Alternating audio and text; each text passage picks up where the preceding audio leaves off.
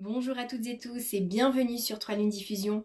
Aujourd'hui, on plonge dans l'énergie de mai 2025. C'est un mois charnière qui marque un passage entre le renouveau printanier et l'arrivée progressive d'une énergie plus affirmée. Alors, si avril nous a invités à poser des bases solides, mai, lui, nous propose d'incarner pleinement ce qu'on est venu initier. Donc en fait, ce mois nous place face à nos choix, nos engagements et nos relations à la liberté. Donc on va parler numérologie. Mai 2025 porte l'influence du nombre 5. Donc c'est le mois numéro 5 en année 9. Donc quand on réduit tout ça, ça nous fait le 5. C'est une vibration associée à la liberté, au mouvement et à l'expansion. Et donc on va voir qu'après l'ancrage du mois d'avril, qui était sous l'influence du 4, mai nous pousse à nous affranchir en fait des limites trop rigides et à oser explorer de nouvelles voies.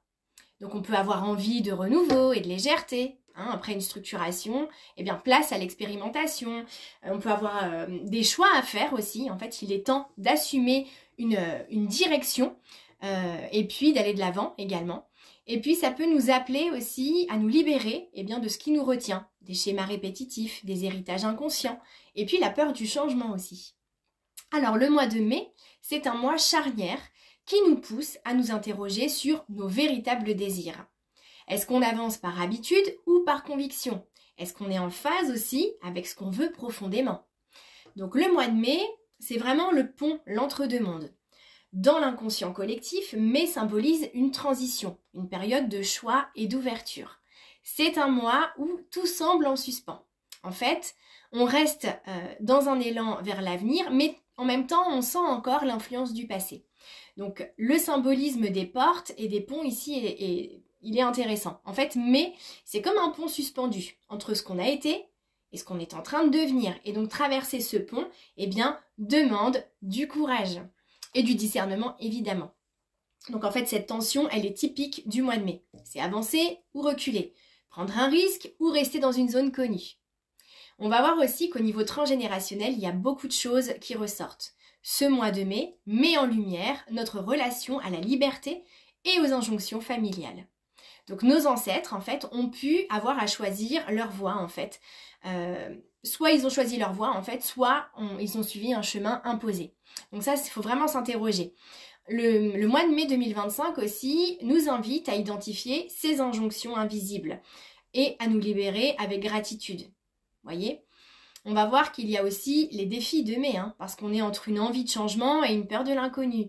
Parce que ce mois porte l'énergie du changement et de la transition, il peut aussi réveiller des choses, comme une instabilité émotionnelle, le passé et le futur s'entremêlent et ça crée des doutes. Ça peut aussi apporter un besoin de lâcher prise. Vouloir tout contrôler peut freiner le mouvement naturel du mois. Et puis ça peut amener aussi un sentiment d'impatience. En fait, on ressent l'appel du changement, mais tout ne se met pas encore en place comme on veut immédiatement. Je vais vous donner un exemple pour illustrer ça. L'illusion du contrôle, c'est le thème. On va prendre une femme qui a un plan bien défini pour son futur. Mais des événements inattendus viennent la bousculer et bousculer ses prévisions. Alors, la question c'est est-ce qu'elle va s'accrocher à ses certitudes ou est-ce qu'elle va s'ouvrir à l'inconnu?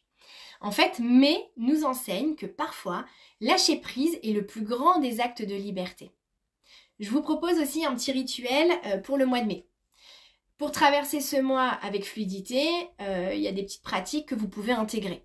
Le rituel du pont intérieur. Vous allez pouvoir fermer les yeux, visualiser un pont, d'un côté votre passé et de l'autre votre futur. Et du coup, vous vous demandez, mais quel bagage vous aimeriez emporter avec vous?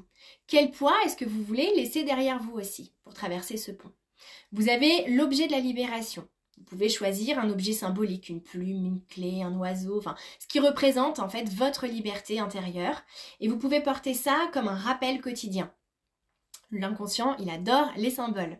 Vous pouvez aussi écrire une lettre, toujours l'écriture, et donc cette fois-ci à vous-même. Imaginez que vous êtes déjà la personne que vous souhaitez devenir. Que diriez-vous? Quels conseils est-ce que vous pourriez vous donner?